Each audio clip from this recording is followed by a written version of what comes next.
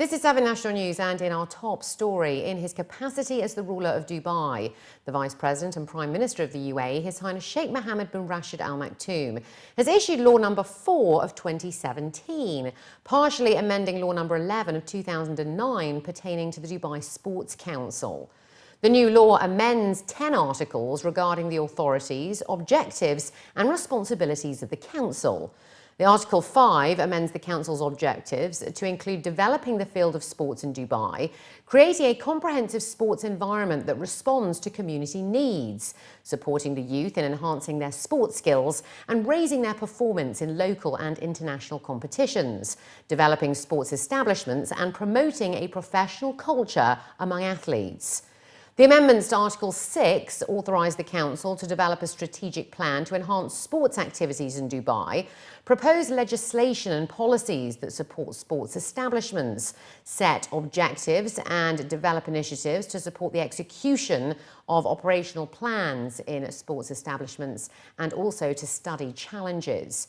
DSC will also revise and approve organisational, admin and financial regulations in sporting establishments, approve budgets and develop partnerships with the public and private sectors in the fields of marketing and investment.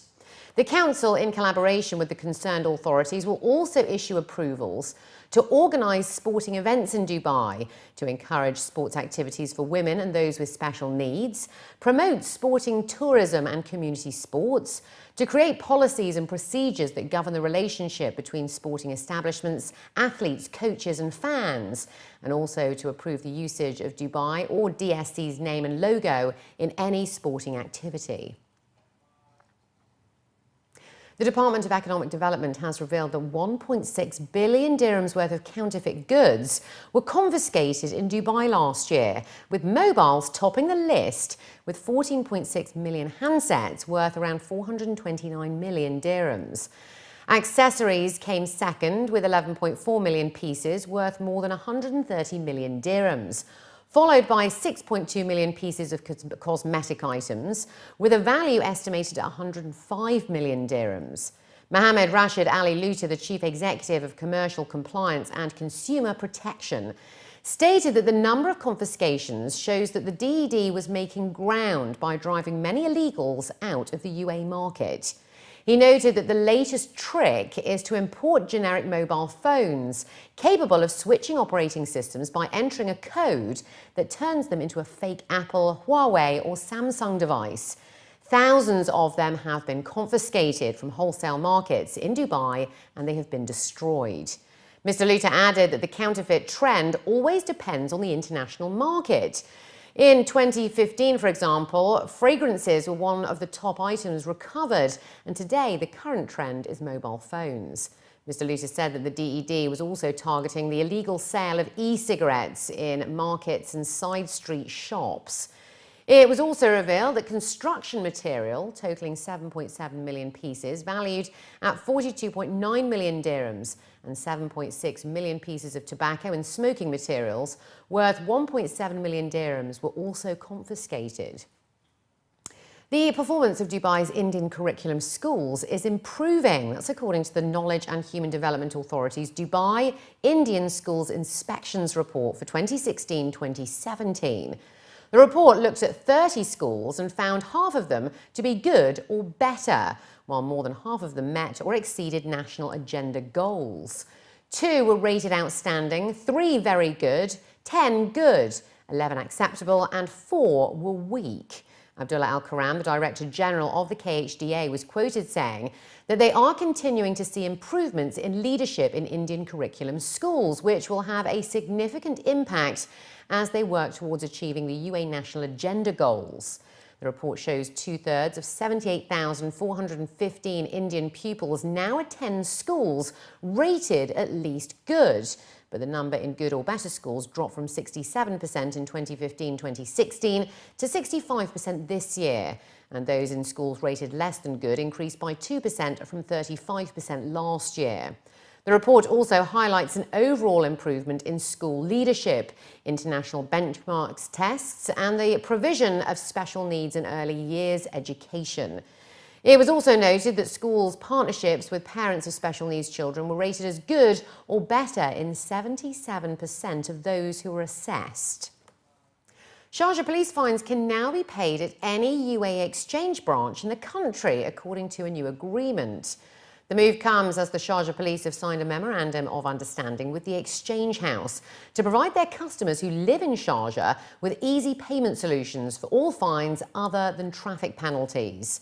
Colonel Sultan Abdullah Al-Kayal, the General Manager of Resources and Support Services of the Sharjah Police, and Promoth Mangat, the Chief Executive Officer of the UAE Exchange Group, signed the MOU in the presence of senior officials at the Sharjah Police headquarters. Mangat stated that they are privileged to join hands with the Sharjah Police to offer more convenience to the residents of Sharjah. He stated that their partnership will facilitate residents to clear their dues effortlessly. As per the signed MOU between both parties, the UAE Exchange shall collect the fines and the necessary details of payment from its customers and then share it with the Sharjah Police. RAK Hospital has launched a 24/7 paediatric clinic in its facility over in Ras Al Khaimah, offering specialised medical expertise, state-of-the-art technology and emergency services from specialist paediatricians. According to officials, the unit ensures the presence of full-time consultants for children and is also convenient for parents who are hard-pressed for time. The 24-hour facility specialises in general paediatric medicine, immunisation, acute and chronic respiratory diseases such as asthma, the management of juvenile diabetes and child obesity, among others. It was noted by officials that the idea is to offer various specialised paediatric services, particularly to working parents who don't have to work around their schedules for consultation visits.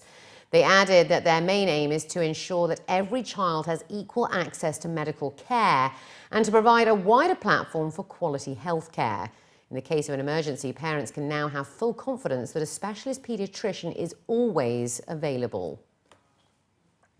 And over in the capital, 15 notices have been issued to residents for violating the Abu Dhabi Municipality's health and hygiene regulations. Fines of 1,000 dirhams each were handed out for drying laundry outside homes or on balconies and, in turn, disturbing the appearance of the city. The figures come as the municipality has warned city dwellers of the consequences of downgrading the look of the city with laundry through a number of awareness campaigns and posters. According to them, the municipality's multilingual information campaign looks to educate residents on the violations and encourage them to work jointly with the municipality to upgrade the aesthetic appearance of the city. It also suggests that residents use electric dryers and clothes drying racks, and that repeat offenders will face double the 1,000 dirham fine. And finally, looking to other news now, world-renowned photographers and artists have gathered in Dubai for the 13th edition of Gulf Photo Plus Photo Week, offering inspirational talks and workshops to inspire local photography, while also inspiring them to take their best shot. The GPP Photo Week being held between the 10th and the 17th of this month over at Al Circle Avenue is the oldest international photography festival in the region and is organised by Gulf Photo Plus, which is Dubai's only dedicated photography centre.